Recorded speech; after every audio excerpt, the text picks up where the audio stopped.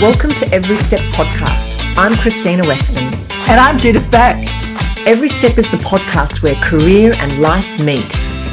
With a new guest every episode, we explore the gutsy issues affecting everyone in the workplace.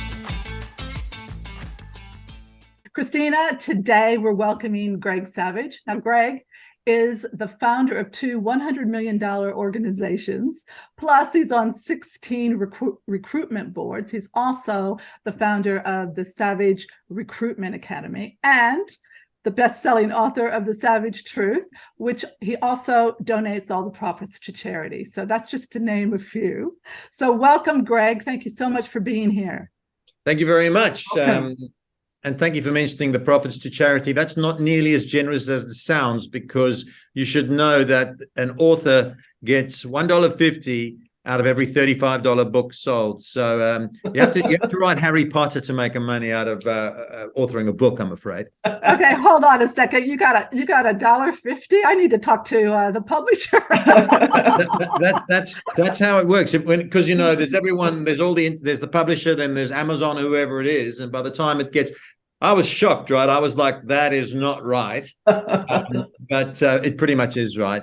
So I think you do it for love, not money. Absolutely. I think we could have a whole podcast on writing books and publishing. There's a lot in there. Don't get me started. But today we want to talk about how recruitment is changing. And I think I just want to start it off with some of the things that companies should look for when partnering with a recruitment company. That's one. And also, what candidates should be looking for out there. So let's just start it off with the companies. What companies should be looking for when they're partnering with recruitment organizations? Yes, sure. I'm very pleased to talk about that topic because it's a favorite one of mine. And it actually, Judith, speaks to a massive dysfunction that exists in the recruitment world. You used the word partnering twice when you introduced that question. And the very first point I want to make is that if a corporation or a company is going to use a recruitment agency, and I believe in most circumstances that's to their advantage, they need to actually partner with them. Now, what that means is if an employer, let's just call it a client, because that's a client of the recruitment agency, so that's the language I'm using. If a client gives a job order, a request for help to multiple recruitment agencies, they are not partnering. They are basically throwing the bone on the beach and saying, run little doggies, see who gets there first. And the problem with that is it encourages recruitment agencies to compete on the basis of speed instead of quality. And it's absolutely, this is the dysfunction I speak of, because you or I would not go to a brain surgeon because he or she did it the fastest. Nor would we go to a lawyer, a house painter, or a hairdresser on that basis. And yet we have this incredible dysfunction where companies think they're going to get a better service from recruitment agencies if they make them compete. And the reason they do it, and I know that why they do it, because I've asked at least 1,000 people face-to-face in a meeting, why are you doing this? They feel they're going to get better service because in some Darwinian theory, they feel people are going to compete more. But the reality is that if you're not given an exclusive mandate, recruitment companies do the bare minimum, and they go back and spend their time with clients who do partner with them. So we can talk a lot about that, but the starting point for working with a recruitment company is find a good one, give them equity in the solution, and then hold them accountable to deliver. And there's a lot of criticism of recruitment companies, and some of it's well-deserved, but a lot of it is actually driven by the customer who asks them to compete. And remember, 90% of recruitment companies only get a fee if they fill the job. So that means what you're really doing is say, I want you to do high-quality work. I want you to invest a lot of time doing a very difficult thing, finding qualified talent in a skill-short market. I want you to spend hours and hours of professional time, use your networks, your expertise. And then if some other recruitment agency whips in one resume at the last minute, you'll get nothing.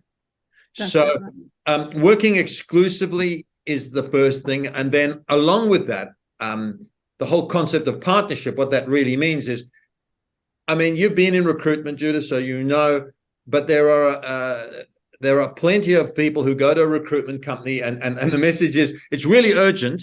So the recruitment company pulls out all the stops to come up with 3 resumes of great candidates who are briefed and ready to rock and roll. And then the client doesn't come back for a month or for 2 weeks. So you need to communicate, be transparent. It's a two-sided thing. I think if an employer uses a recruitment company and gives them this partnership approach, then they have the right to have high expectations of the service and the delivery. Yes. But we need transparency and authenticity, and you need to take them. If your recruiter can only give you resumes, then that's not a recruiter to work with. You want a recruiter who gives you insights and can advise you on the state of. A very simple example would be. I'll give you an example that's happening right now. I'm sitting in a recruitment company in Melbourne today. There is a feeling from employers that the wheel has turned. There's so much talk of recession. And understandably, they're asking people to come back into the office more. That is something we're hearing a lot. And they're building it into job descriptions. They're saying, we want this person in the office 4 or 5 days a week. There is resistance from candidates to do that. So that's just a dynamic that will play out.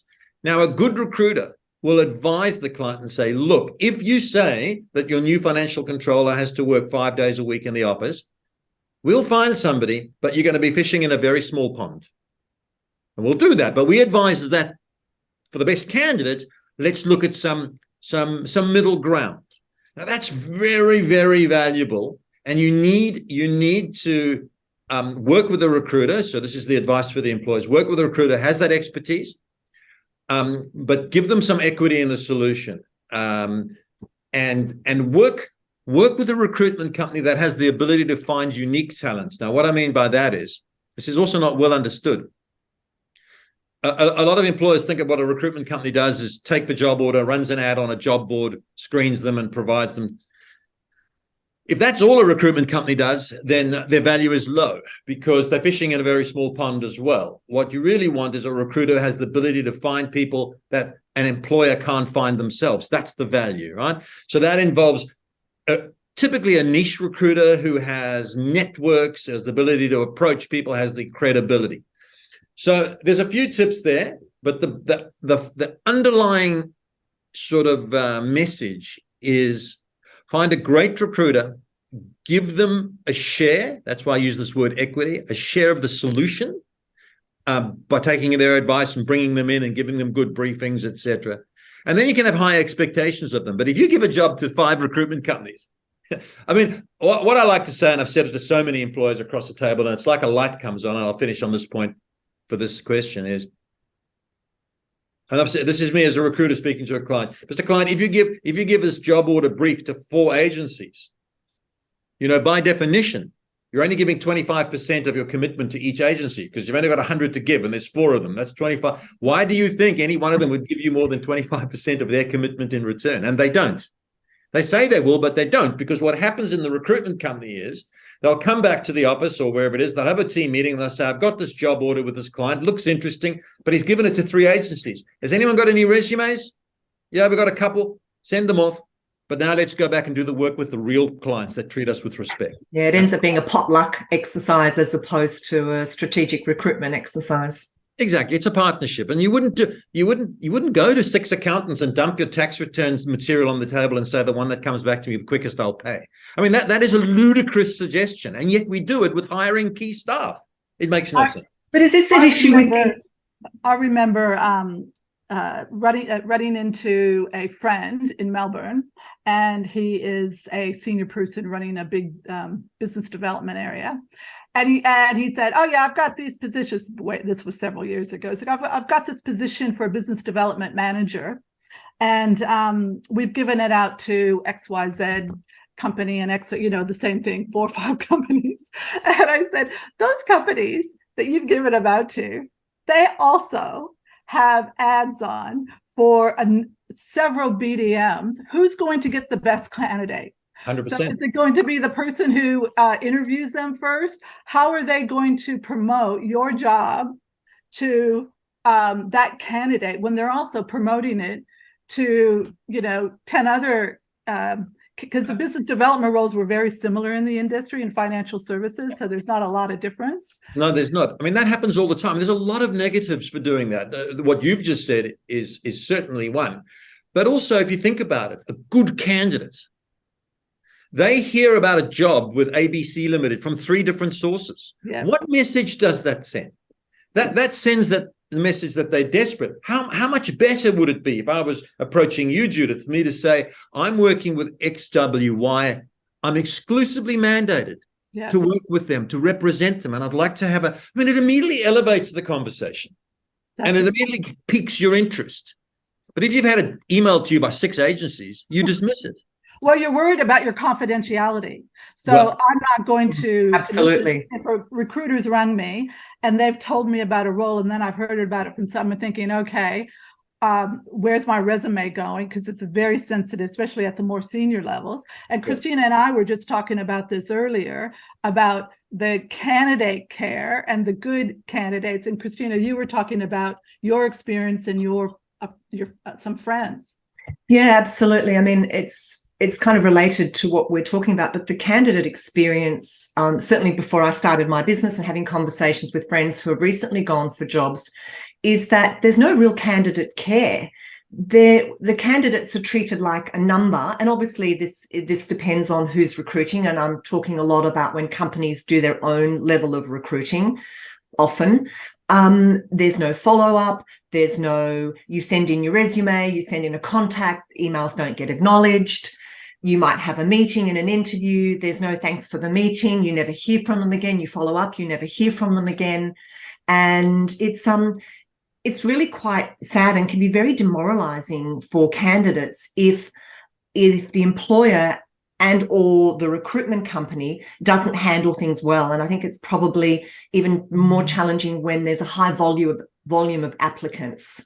Yes. It doesn't seem to be and we've got the technology for it. It just seems like Judith and I were chatting about it, that somehow manners have gone out the window recently. And I don't know why that is. What's happened to basic good manners?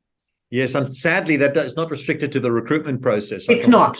And we have this conversation about lots of issues, but where have manners gone? It is quite extraordinary, and I can pontificate on some examples of that. But going back to the core of your issue, it's a fundamental flaw in the process, and you're quite right.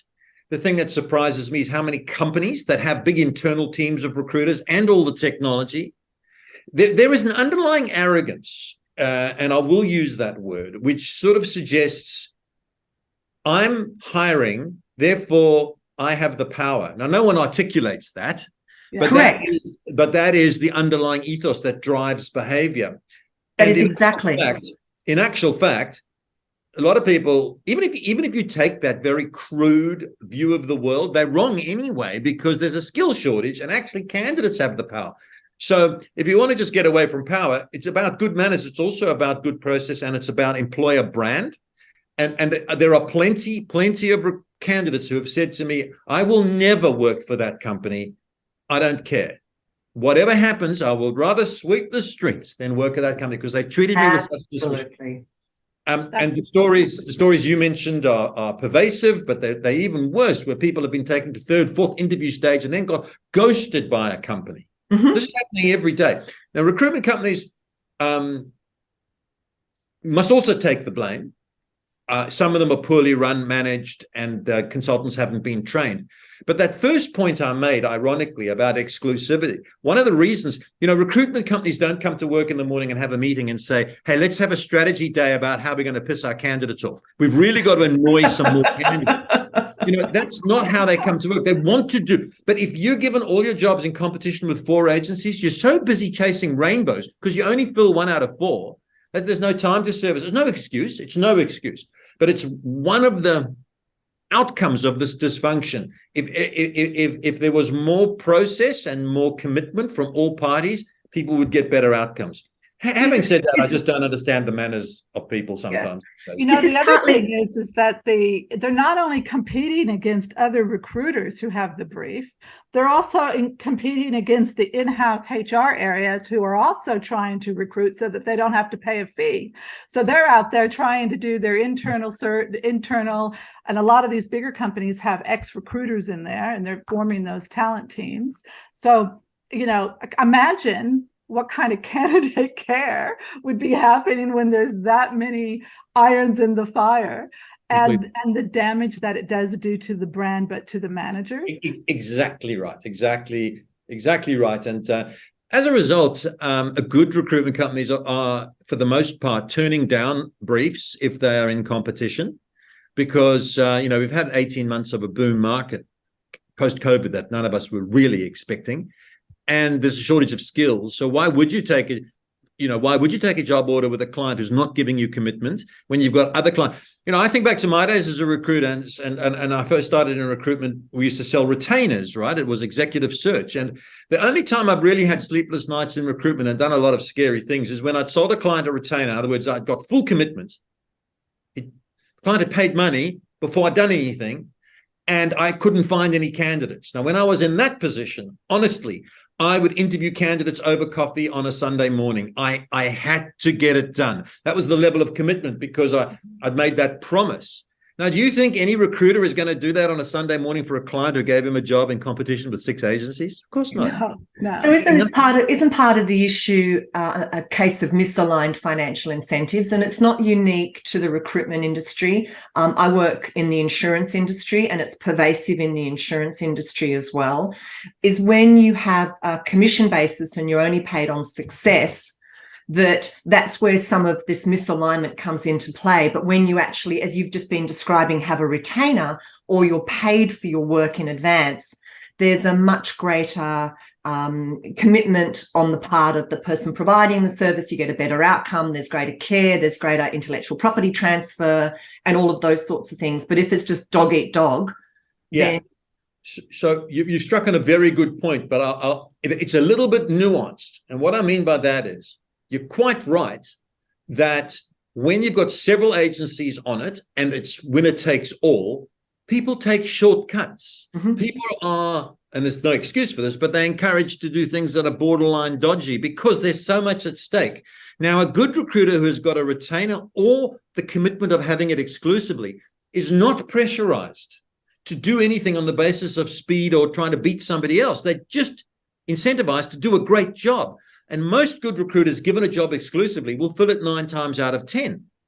So it's a case of commitment. That's the real word. Whether it's retained or exclusive, the employer, the client, the organization hiring, must show commitment to the recruiter.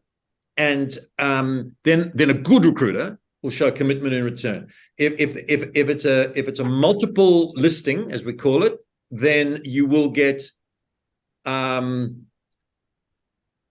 poor outcomes for all parties. Wow. That's exactly. And the other thing I'm noticing that is happening in the industry is that they're starting to. So many people have told me that they've gotten a position, but nobody did references on them, which just blows my mind, because I think, how can you not do references? And they're not junior roles either, right? It's sort of, they want somebody in that role so bad that they didn't call any of their referees. It didn't do any of that. Now, I don't know about you, but over the years, I've seen disaster where references were involved.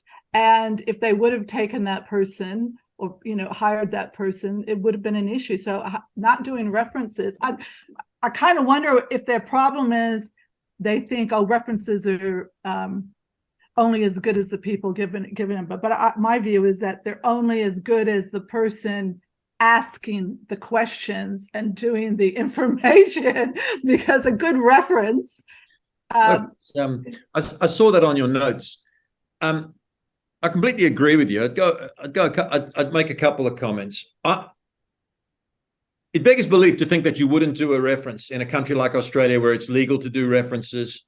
In some countries, it's not, right? So we're in Australia, it's legal to do references. There's a due process you've got to go through. You have to advise the candidate and everything else. First thing is, a reference, in many cases, can bring to light untruths about the person's application, let alone their skill. They didn't have the job of financial controller. They were the assistant accountant. That's a matter of fact. They didn't earn $150,000 a year. They earned $90,000 a year. They weren't there 3 years. They were there 16 months. Yeah. So the bare minimum you get from a good reference is just fact checking. And let me tell you, there is a high incidence of inaccuracy. I mean, if you want to see if you like, the place where you can see the most fantasy, go and read LinkedIn. Because I see people who used to work for me, and they seem to have had some magnificent retrospective promotions that I was unaware of when I met them. And they have degrees that they don't possess. So we know people that have degrees that we know they don't have. There's qualifications. There's recommendations from people I know they're married to with different names. There's all sorts of... So what you want from a reference check is, first of all, facts, which can be empirically, and that, you know, if they're wrong, if the person's lied to you, if the person's inflated their background, then you know, that's a big question about whether you'd proceed. It's true that references can be biased, and therefore, when it gets to skills and personality assessment, and therefore, you should never make a decision to hire someone on the basis of one reference or not. It's several. And what I do with references, or used to, don't do a lot of hiring hands-on now, but when I do, I still do sometimes, is I will use the reference to confirm areas of strength that I thought were true, and also to check areas of potential weakness. And you ask the questions in a way where you don't give a leading insight to it, and often you just get reinforcement of what you thought. And the reference should only be one part of the process, right? There's the interview, there's maybe testing, there's getting to meet other people of your team, several people in your company interview. There's many things you would do, but I can't see why you wouldn't do a reference check as long as you don't put too much stock on one individual's feedback. You have to really go back about 10 years, especially for the more senior level roles. And we used to do, you know, like a 360 type of process, but the references were like behavioral interviews. I mean, they were like an hour long to asking questions, because, you know, you have to find the triggers as well. And you have to listen to how the person is saying it. So if they say things like, would you hire that person back today? And they go, yeah, that's a no. That's a no for me. That's a red flag. It depends on the job. Yeah. Look, it's you're right. So I think it's an important part of the process, and it's sometimes it actually can work in the candidate's favor. So sometimes candidates or people, all of us, I mean, a job interview is a performance, right? It's literally a performance. And some people are better performing in those situations. And your ability to perform in an interview is not always directly correlated with your ability to do the job under consideration. So, and some people suffer nerves in the interview situation, and etc. So you've got to take all that into account. And sometimes a reference can really unearth some diamond information about somebody, which will incline you to perhaps overlook a shortfall in interview performance, as an example. So it can work in a really positive way. And some individuals are not good at selling themselves at all, actually. And a referee does a better job because it's third-party endorsement. Well, you know, I remember a long time ago when it was during the sort of around the GFC time, and there was a lot of redundancies. And I remember that this guy came in, he was a general manager level, and he had been made redundant, been with the company for about 20 years. And he looked like he lost his best friend. Basically, his suit was crinkled, he was unshaven, the whole 9 yards. Now, back then, the recruiters could tell people what they really think, more so than they can today. And I was virtually interviewed him, and I said, oh my God, I go, you're killing me here. I said, I got to put this down, because every question was like, oh, you know, the tone was wrong. He wasn't selling himself. And I said, I got to ask you a question. Would you hire you? And he's going, what do you mean? And I go, well, you look like you're defeated before you've even started. I go, you need to sharpen up, get a good suit on, shave, do the whole thing.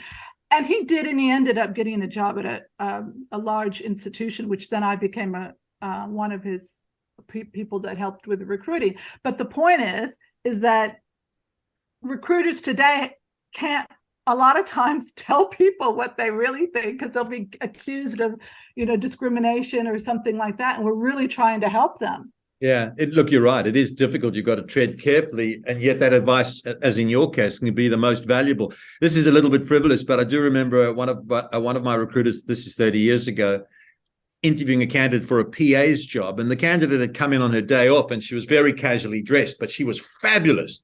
And the recruiter had a client who was desperate. Anyway, no kidding, into the toilets they went. The recruiter gave the candidate her dress. Not kidding. She went to the interview. She got the job, and we're hoping to get the dress back. No, she got the dress back. But I mean, I don't think you could do anything like that these days, but it was a slightly different world back then. But that's real good customer service, though. It's what I like about it is the recruiter knew that the candidate was perfect, and she had her in the office, and she knew the client was desperate. She just needed to get the magic to happen, which is those two people sitting opposite each other. And the way you dressed in those days, particularly for a PA job, was critical, right? You had to look good. Yeah. This person looked good, but she was just a bit casual for the bank or whatever it was. So that's what they did. And it's innovation, right? It's like seeing the outcome is more important than the process. So, but today, I don't know whether I'd be encouraging any of my staff to go to the bathroom with one of their candidates and change clothes. I think we'd all go to jail if we did that, but that was okay. Well, feedback is so important, and it's to be able to give a candidate all that advice, to be able to help them in their career. It's kind of like, well, help us help you, because that's what we're here for. We don't want to waste time just sending people into an interview. One, if it's not right, and one, if it's not right if you're not right for the company. So I think the way the recruitment seems to be going these days is so fast. Like, let's have a quick phone call. Let's have a quick Zoom. And I just wonder how that's going to work in the long term for turnover and for people's career when they don't seem to be taking the time and effort to really get it right. You've hit the nail on the head. First of all, I'll start at the answer. You said, how is it going to work? It's a disaster is how it's going to work. But if we go back a little bit, when we came out of COVID and we're still in COVID, recruitment became more remote, right? It had to, because we had to work from home. Interviews are done over Zoom. But let me tell you what actually has happened with a lot of recruitment companies. A recruitment company or a recruiter who prior to COVID would spend an hour in a room interviewing someone face-to-face, that migrated to 40 minutes on a Zoom. And then as the market heated up, it migrated to 10 minutes on a Zoom. And then I swear, in many cases, it migrated to a quick telephone call just to confirm a few things on the resume. So as a result, in many cases, recruitment became very superficial and very transactional, resulting in a lot of the distress that Krystyna was referring to in terms of candidate service, but also in terms of quality of assessment, measurement, and matching. And I actually think that, and that this is advice I'm giving my clients, is that we now need to go the other way. We're encouraging people to meet face to face when it's appropriate, at least do a proper Zoom interview, and to dig much deeper. And it goes in. I know one of the questions you started off with was, why should a recruitment company use a recruitment agency? You also asked why would a candidate use? And what you really want, if you find a good recruiter, that recruiter can be a game changer in your career. That can be a game changer, because we made some frivolous examples of advising, not frivolous, but obvious examples of advising people how to dress, etc. But there's much more nuanced advice. There's how to conduct an interview. There's even people coming in with aspirations, which they're built up through anecdotes. Like, I'm on 100,000, but all my friends who do the same as me are earning 200. And if that's not true, a great recruiter will calibrate that. It can be the other way around. Someone looking for 80 when they're worth 100. Somebody looking to make a career move, which is really chasing dollars, but actually going to paint them into a corner somewhere. A good recruiter will offer advice. and a good recruiter should be your partner. Now, I mean, I've got a friend. He's in recruitment. His name's Graham Whelan. He's the best recruiter I've ever known. He's just retired. He's in his 60s. He worked in accounting and finance recruitment for 40 years in Sydney. He placed the same people 5 or 6 times in their career. I'm not kidding you. Yeah. From accounts clerk to finance director. And towards the end of his career, the last 10 years, he could walk into any boardroom in Sydney and Melbourne, and half the people there he knew, because he'd either placed them or treated them with respect. Can you imagine how doors opened, right? Mm-hmm. But the flip side of that is he helped a lot of people. And what you want from a recruiter is not a processor or a transactor. You actually want a recruiter who's going to represent you like an agent does. You know, like in football or in theater, those people have an agent to represent them for the best gigs. The footballer can play for 50 clubs, but the agent gets the best deal for him or her.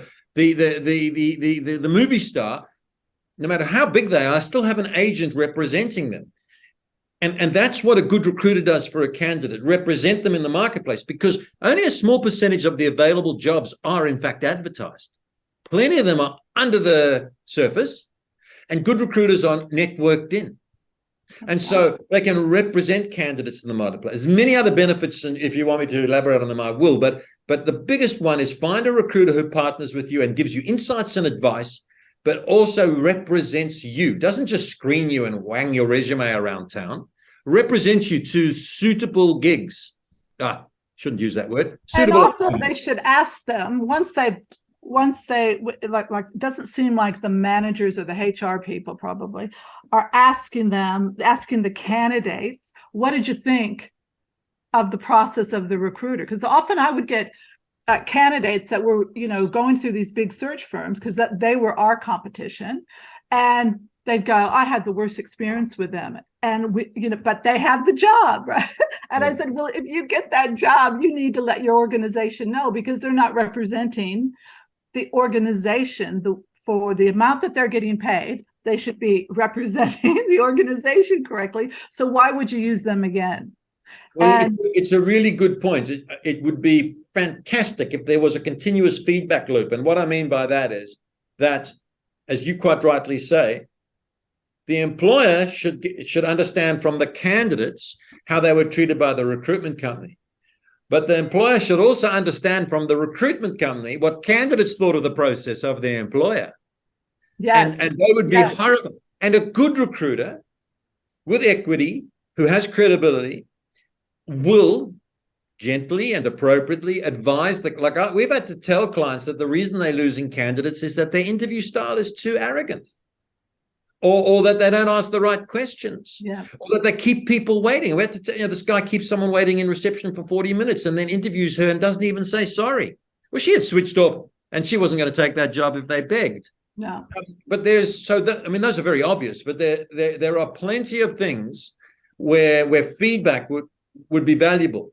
And the recruiter needs feedback, but unfortunately the recruiter will get feedback, asked for or not, from both client and candidate. So not unfortunately, probably fortunately. But it would be great if there was a feedback loop but it stems from people being willing to improve the process, right? You have to be willing, otherwise you don't even listen. Yeah. And there's not as much of that around as I would like, particularly from employers. So organizations are looking for new skills now, and they're looking for their leaders to have enhanced skills, especially in terms of the human skills, the interpersonal and intrapersonal skills. Has the recruitment process matched into that? Are recruiters and employers actively hiring for those skill levels that are now being needed and embraced by organizations? That's such a great question. And I'll answer it with an anecdote, first of all. I was asked to give a speech to this New Zealand Society of Chartered Accountants, and they had commissioned Deloitte or somebody to do a survey of accounting firms on a wide variety of things to do with work. And one of the questions they asked them is, what soft skills are you now looking for? Conceptual thinking, because in accounting it was typically, can you do a balance sheet? Can you da-da-da-da? Now they were saying the world's changing. And the research came back and was given to me as part of my preparation. And it said that hirers of accountants were looking for all these soft skills, except I'm a director of one of the biggest accounting recruitment companies in Australia and New Zealand, and we never get asked for those things. So it's not true. There's a big gap.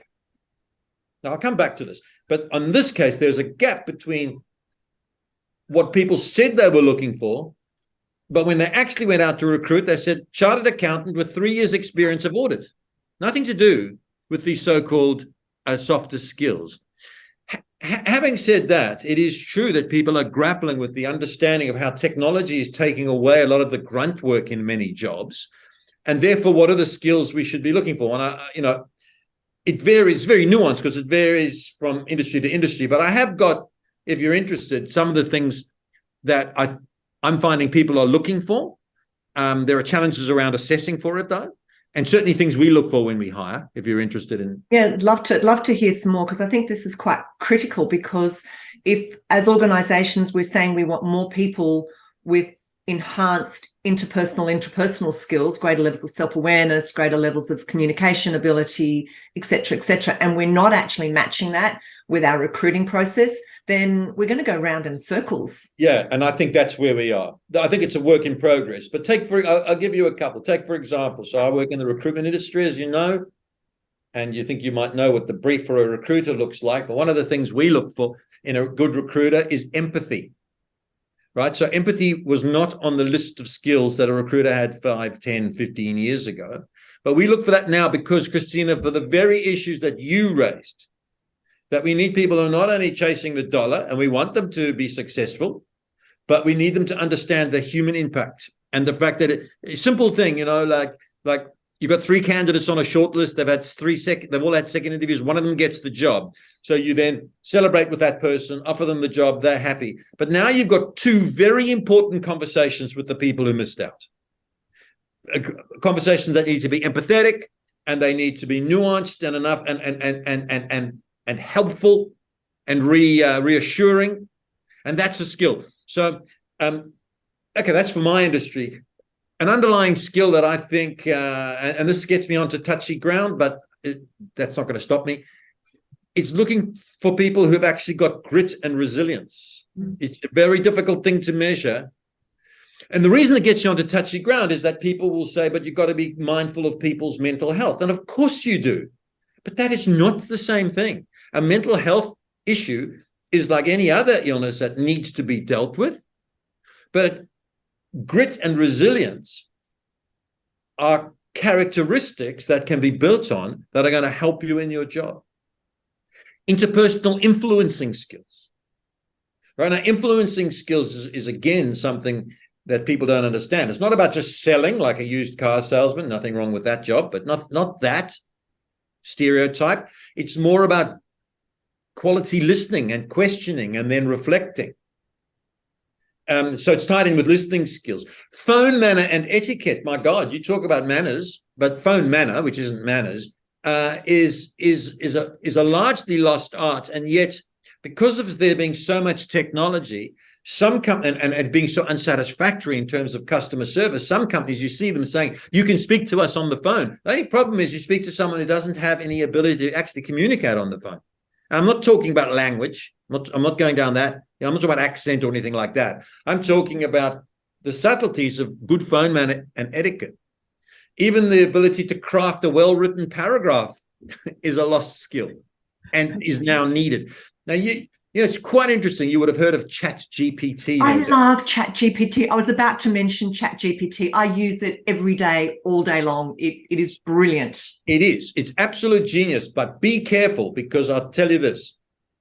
If you use it for content, if you use it for communication, you have got to be absolutely careful that you, the human being, endorse what it just said, because you must be able to stand up and defend. Correct. And you need to have domain experience to be able to validate, because sometimes the information it generates, it's still learning, right? It's not correct, but it's a brilliant aid, but it doesn't replace a person's requirement and need to have domain experience. Yep. And as you said, to believe or to validate that what it's saying holds true for you. ChatGPT is only in its infancy, right? So just imagine how smart it's going to be and when it gets polished and so on. But it does lie because it doesn't know the difference between truth and lie. So it will often reference papers that are not the right ones. Also, just remember this: ChatGPT is simply going into the reservoir of information that is already available on the internet, right? So it is by definition going to give you someone else's opinion. And you, this is my belief, need to be fiercely protective of your authenticity. All right? Now that's another thing people are looking for in writing. I want people who are not just people who can say the glib thing. I write a blog and thousands of people read it, 1 million a year, they tell me. And people sometimes stop me at a conference or even in the street and they say, I like your blog. And I sort of start to preen and I go, oh, good, thank you. They say, I don't agree with you, but I like it because I know it's your real opinion. Oh, that's good. I've had that said to me so many times. I don't like that. I don't agree with you, but what they're saying is authenticity is valued, particularly now when we don't know what we read on Facebook or what the president of a country says or what an algorithm pushes to us. We have no idea its veracity, right? So ChatGPT is incredibly powerful and we're using it, and it can do things like you can put a job description into it and ask, what are the 10 questions I should ask? It's so clever. Some great things, but just be careful. I wrote an article on LinkedIn and a guy obviously used ChatGPT to give the reply and he posted it. And I sent a note, said, mate, who did you get that to write for you? I knew, because the language was stilted and it was basically all it did was summarize what I'd said and push it back to me. So be careful in its use. Absolutely. I think it's making smarter people smarter, and those that perhaps haven't learnt how to leverage it or haven't built up their own skills, it's going to trip some of those up, or those that aren't sure of who they are, it's going to trip them up. I think so, yeah. We could talk forever, as is often typical of our conversations that we've been having, which is fantastic, no shortage of content. But as we're winding up, I'd love to get everybody's feedback on, if you were counselling or giving advice to a young person entering the market today, what would you say to them? What would be your words of wisdom to support them in terms of making the best steps in their career? Well, as you can imagine, it's like asking the meaning of life or how to be a great parent. There's a million there's a million answers. But I would say this. I would say to a young person that in the end, despite everything you read on social media, especially about how you should approach your job, which advice is mostly given by people who have no idea and who have achieved almost nothing except a follow account. You should understand that the rewards that come with work, which include self-esteem, financial rewards, sense of achievement, choices in careers, they come to those who put in extra and who contribute more. So my advice would be not burn the midnight oil and do crazy stuff like that, but be visible and be valuable. And that's why I get so frustrated with this so-called trend, quiet quitting, which, by the way, was total bullshit. There was no such trend. It was a phrase that crawled its way out of the social media swamp and then got picked up by mainstream media.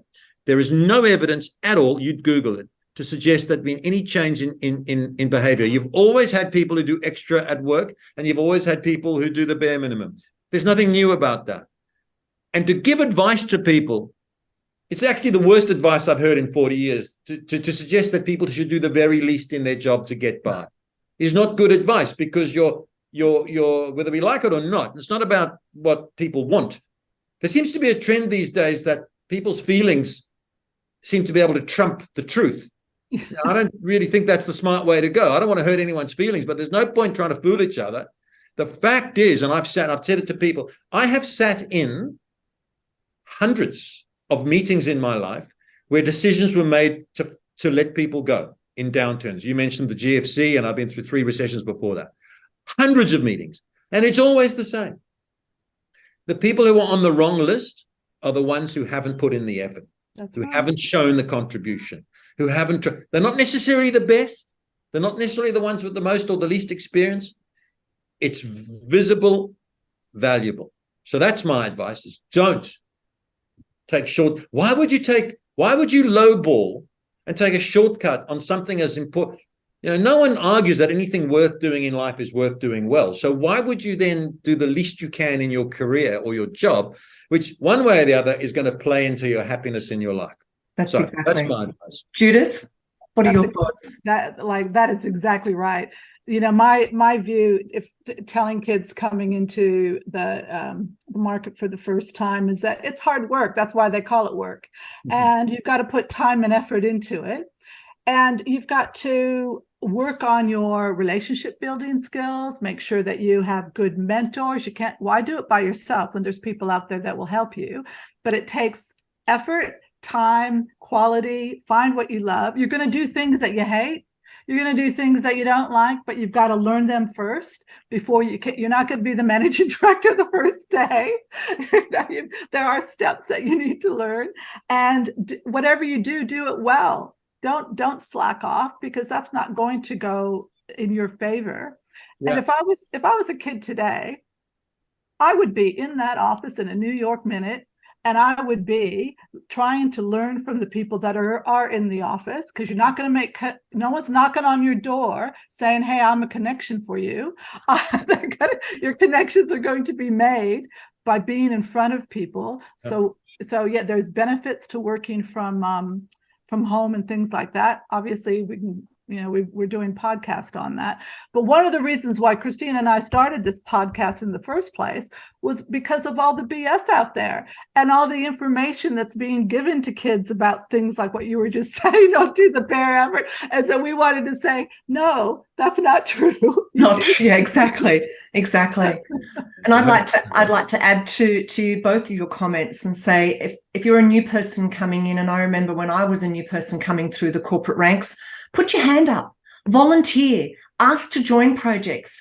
If somebody asks for someone to get involved in something, say yes, be a yes, because that is such good advice. That is such good advice. And I remember talking to a group of people, it was a while ago, and I said, that's exactly, if there's a project, if a client from interstate needs to be picked up at the airport, you go and do it. Say yes, I'll do it. Because then you get to know that person and doors open. By the way, you'll enjoy this. That little speech I gave you at the end about the advice, I've given my kids a version of that. And I said it to my 22-year-old not that long ago, and he replied, okay, boomer. So that went well. Okay, boomer. But then he smiled and said, Dad, you're getting slightly cleverer as I get older. And I said, mate, that's you wising up, not me. Funny that. And I think that's a beautiful place to end. Thank you so much for your words of wisdom. Absolutely delightful. Your passion just oozes out of every inch of your beingness. And we're very privileged to have you spend some time with us today. So thank you so much. Thank you to both of you for inviting me on the podcast. And I hope it helps both what you're trying to achieve and anyone who listens to it. Thank you. Thank you. For more information about Every Step and our guests, head to everysteppodcast.com. To be notified of new podcasts, please subscribe via your favourite listening platform. And of course, follow us on social media and direct message us to share your ideas about guests or topics.